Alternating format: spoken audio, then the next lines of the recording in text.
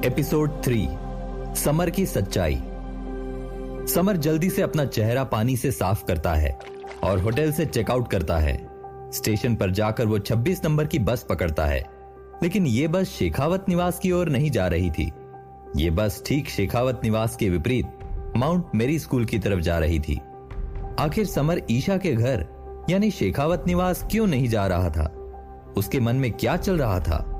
कुछ देर तक बस में सफर करने के बाद समर अपनी घड़ी को देखता है, जिसमें तकरीबन 12 बजे हुए थे। वो राहत की सांस लेते हुए कहता है, चलो ये अच्छा हुआ कि मैंने वक्त पर बस पकड़ ली। खिड़की वाली खाली सीट पर बैठा समर न जाने किस सोच में गुम था। बस अगले स्टॉप पर रुकती है और उसमें लगे स्पीकर से आवाज आती है, माउंट मेरी बस स्टेशन अराइव्ड। सारे पैसेंजर्स बस के पिछले दरवाजे से बस से नीचे उतरने लगते हैं और नए पैसेंजर्स आगे के दरवाजे से बस में चढ़ने लगते हैं। पता नहीं क्यों समर आगे वाले दरवाजे को बेसब्री से ताक रहा था, जैसे कोई उसका अपना बहुत प्रिय उस बस में आने वाला हो। थोड़ी देर बाद एक बेहद ही आकर्षक सी दिखने वाली लड़की बस में चढ़ती है। उसकी उम्र करीब 18 साल होगी। ऊंचा कद और उसने अपने घने बालों को एक चोटी में पिरो कर रखा था। वो दिखने में एक सुंदर बंगाली लड़की की तरह दिख रही थी। उसकी बड़ी बड़ी आंखें, तीखे नैन नक्श बस में बैठे लोगों को उसकी ओर आकर्षित कर रहे थे। उस लड़की के स्कूल यूनिफॉर्म का रंग बिल्कुल फीका हो चुका था। उसका स्कूल बैग भी जगह जगह से फटा हुआ था और जूतों पर भी टांके लगे हुए थे। उसे देखकर ऐसा लग रहा था जैसे वो कोई गरीब मजबूर की बेटी हो। बस में चढ़ते ही वो लड़की बस के एक कोने में खड़ी हो जाती है, क्योंकि बस पैसेंजर से भरी हुई थी।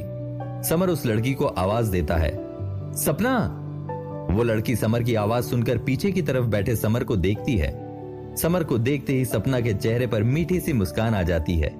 वो समर को बस के आगे से ही आवाज लगाती है, समर भैया आप। समर उसे अपने पास बुलाता है और कहता है, सपना यहाँ आ जाओ, यहाँ एक सीट खाली है। सपना बिना समय गंवाए समर के पास जाती है। समर उसके अभिवादन के लिए अपने सीट से उठता है और उसे सीट पर बैठने के लिए कहता है। सपना समर से कहती है, आप हमेशा मेरे साथ इतना फॉर्मल क्यों हो जाते हो भैया? मैं आपसे बहुत छोटी हूं। समर सपना की बात सुनकर मुस्कुराता है और उससे कहता है, चलें गोपाल पानीपुरी वाले के पास, बहुत दिन हो गए पानीपुरी खाए। समर की ये बात सुनकर सपना बहुत एक्साइटेड हो जाती है और अपने सीट पर मस्ती में उछलते हुए समर को कहती है, हाँ भैया चलो, बड़ा मजा आएगा। समर को सपना के चेहरे पर मुस्कान देखकर मन ही मन बहुत सुकून मिल रहा था। सपना और कोई नहीं, समर की गरुड़ सेना के साथी रवि की छोटी बहन है। रवि और सपना बचपन से ही अनाथ थे। उन दोनों ने एक दूसरे का ख्याल रखा और ऐसे एक दूसरे का साथ निभाते हुए बड़े हुए। रवि हमेशा गरुड़ सेना से मिलने वाली तनख्वाह को सबसे ज्यादा बचाता था। उसके गरुड़ सेना के साथी हमेशा उसे इस बात पर चिढ़ाते थे कि वो ये पैसे अपनी गर्लफ्रेंड को गिफ्ट देने के लिए बचा रहा है, लेकिन वो अपने साथियों को बताता था कि वो ये पैसे अपनी छोटी बहन सपना की शादी के लिए बचा रहा है। रवि हमेशा गरुड़ सेना के किसी भी मिशन पर जाने से पहले अपनी बहन सपना की तस्वीर घंटों तक देखता रहता था। वो हमेशा अपनी गरुड़ सेना के दोस्तों से कहता था कि अगर उसे किसी मिशन में कुछ हो जाए तो तुम सब मेरी बहन का ख्याल रखना। रवि अपनी बहन से खुद से भी ज्यादा प्यार करता था, लेकिन किस्मत को कुछ और ही मंजूर था। उस दिन गरुड़ सेना पर हुए जानलेवा हमले में रवि मारा गया। इसीलिए समर ने अपनी पहचान छुपाकर शेखावत परिवार में सिर्फ इसलिए शादी की थी क्योंकि वो सपना का अच्छे से ख्याल रखना चाहता था। वो अपने दोस्त रवि की आखिरी इच्छा पूरी कर रहा था। रवि हमेशा से चाहता था कि सपना खूब पढ़े और एक बड़ी इंसान बने। सपना भी पढ़ाई में बहुत तेज थी। वो हमेशा स्कूल में टॉप 3 रैंक में रहती थी। सपना की स्कूल के टीचर्स उसके बर्ताव और उसकी पढ़ाई में तेज होने के कारण हमेशा खुश रहते थे। समर हर शनिवार को सुबह ठीक 12 बजे सपना को माउंट मेरी स्कूल बस स्टॉप से पिक करता था और सपना के साथ अच्छा खासा वक्त गुजार कर उसे घर पर छोड़ देता था। सपना को सिर्फ शनिवार को ही थोड़ा समय मिल पाता था, क्योंकि शनिवार को उसके स्कूल का हाफ डे होता था और बाकी के दिन उसके स्कूल और क्लासेस रहती थी। समर और सपना बस से लाल बाजार चौक पर उतर जाते हैं। वो सड़क के किनारे चलते चलते एक दूसरे से बात कर रहे हैं। समर सपना से पूछता है, तुम्हारे कॉलेज के एंट्रेंस एग्जाम कब है? सपना कहती है, ठीक 2 महीने बाद। सपना की बात सुनकर समर के चेहरे पर चिंता नजर आ रही है। वो उससे कहता है, सपना, अब तुम्हें अपना पूरा ध्यान पढ़ाई पर लगाना है। हर हाल में तुम्हें शहर के सबसे बड़े कॉलेज में एडमिशन लेना है। तुम्हें अगर पढ़ाई के लिए किसी भी चीज की जरूरत हो, बेझिझक मुझे बताना, लेकिन पढ़ाई में किसी तरह की कसर मत छोड़ना। समर की बात सुनकर सपना हंसने लगती है और समर से कहती है, समर भैया, आप तो मेरे रवि भैया से भी ज्यादा बकबक करते हो। सपना की ये बात सुनकर समर मुस्कुराते हुए अपना माथा खुजलाने लगता है। सपना आगे कहती है, वैसे रवि भैया भी मुझसे बहुत बातें किया करते थे, लेकिन पता नहीं वो कहां गायब हो गए हैं। कई दिनों से मैंने उन्हें देखा तक नहीं है। क्या उन्हें मेरी फिक्र नहीं होती होगी? मुझे तो उनकी बहुत याद आती है।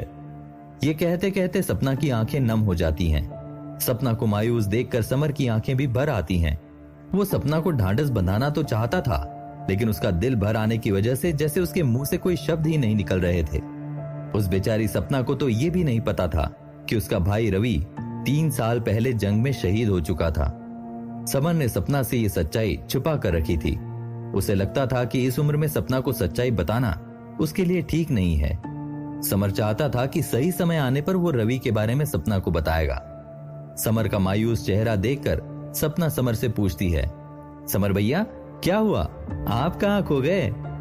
समर कुछ नहीं कहता, सिर्फ नहीं में अपना सिर हिलाता है और जेब से सिगरेट का पैकेट निकालकर एक सिगरेट जलाता है।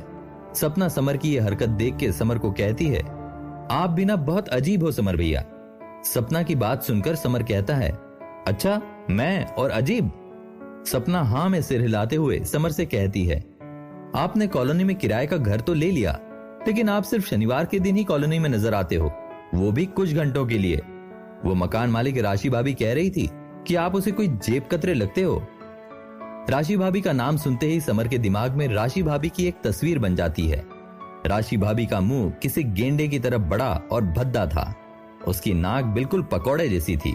समर सपना से कहता है, तुम ना राशि भाभी की बातों पर ध्यान मत दिया करो, वो कभी भी किसी के लिए अच्छा नहीं बोल सकती। सपना समर की आंखों में आंखें डालकर पूछती है, समर भैया, आप काम क्या करते हो?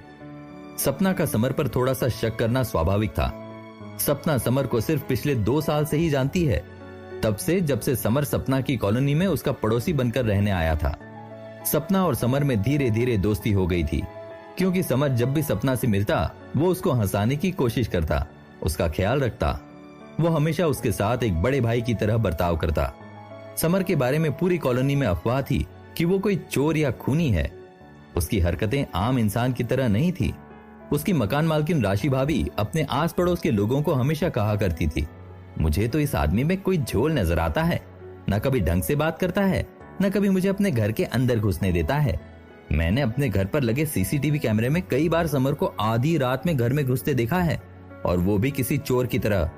मैं तो सोच रही हूँ कि उसे अपने घर से निकाल दूं। राशि भाभी की ये बातें सपना ने भी कॉलोनी के लोगों से ही सुनी थी, लेकिन उसे यकीन था कि समर ऐसा कोई गलत काम कर ही नहीं सकता। समर भले ही दूसरे लोगों से अलग हो, लेकिन वो इंसान दिल का बहुत अच्छा था, इसीलिए सपना उसे अपने बड़े भाई की तरह ही मानती थी। समर सपना के सवाल पर कहता है, लोग चाहे मुझे चोर, खूनी और पता नहीं क्या क्या कहकर बुलाते हैं, लेकिन तुम्हें क्या लगता है, क्या मैं ऐसा काम कर सकता हूं? चलो गैस करो और बताओ मुझे। सपना समर की ओर देखकर मुस्कुराती है और कहती है, अभी मुझे कुछ नहीं गैस करना, क्योंकि मुझे बहुत तेज की भूख लग रही है और मुझे गोपाल भैया की पानी पूरी खानी है। समर भैया जल्दी कदम बढ़ाओ, पेट में चूहे नाच रहे हैं। आखिरकार सपना और समर लाल बाजार चौक पहुंच जाते हैं। लाल बाजार चौक फेमस है अपने खाने पीने की दुकानों के कारण और वहां की छोटी छोटी और सुंदर गलियों के कारण। जैसे ही समर और सपना चौक में घुसते हैं, उन्हें अलग अलग व्यंजनों की महक आने लगती है। आज चौक में आम दिनों से ज्यादा भीड़ थी। सारे दुकानदारों ने अपनी दुकानों को खूबसूरती से सजा कर रखा था। किसी ने अपनी दुकान के ऊपर टिमटिमाने वाली लाइटें लगाकर रखी थी और किसी ने रंग बिरंगे राजस्थानी छातों से अपनी दुकान को सजाया था। कुछ बच्चों की टोलियां चौक में इधर से उधर मस्ती करते हुए भाग रही थी। चौक का माहौल देखकर ऐसा लग रहा था जैसे पूरे शहर की रौनक यहीं पर आ बसी हो।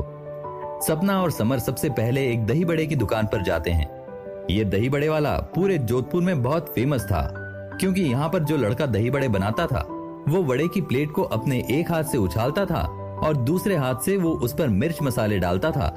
उसकी ये कलाबाजी देखने और उसके दही बड़े खाने के लिए लोग दूर दूर से आते थे।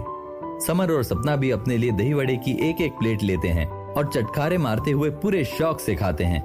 वहां से निकलने के बाद सपना समर से कहती है, समर भैया दही बड़े तो हो गए, अब मुझे मेरी फेवरेट गोपाल भैया की पानी पूरी खानी है, सोचकर ही मुंह में पानी आ रहा है। समर सपना की बात सुनकर मुस्कुराता है और दोनों गोपाल पानीपुरी की दुकान की ओर चल देते हैं।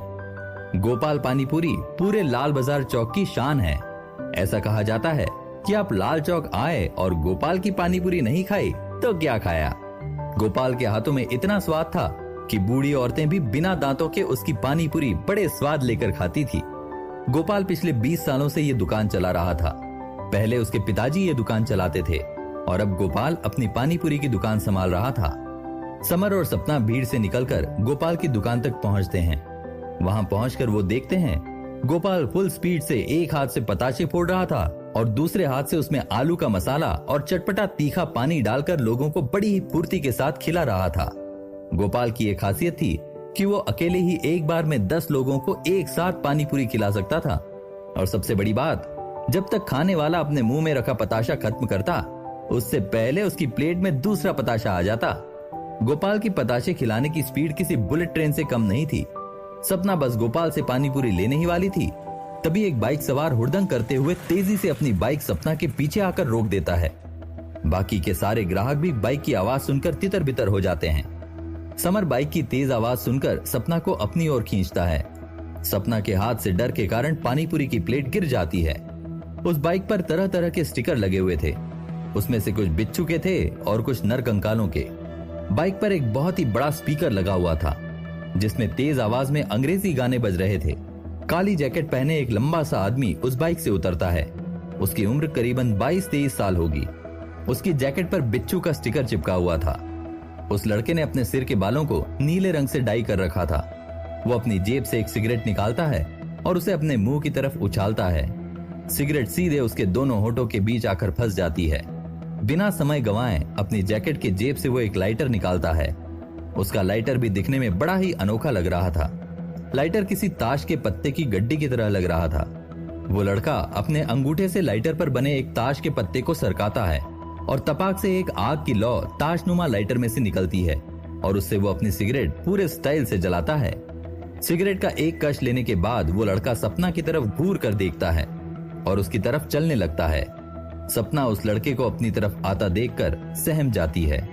वो लड़का सपना के पास आता है और उसके मुंह पर सिगरेट का धुआं फूंकता है, जिसकी वजह से सपना को खांसी आने लगती है। ये देख उस लड़के को हंसी आ जाती है। वो किसी राक्षस की तरह हंस रहा था। वो सपना के थोड़े और करीब जाता है और उसे हवस से भरी नजरों से देखता है। ये सारा दृश्य चौक पर खड़े लोग देख रहे थे। आखिरकार वो लड़का सिगरेट को जमीन पर फेंकता है और अपने जूते से उसे बुझा देता है।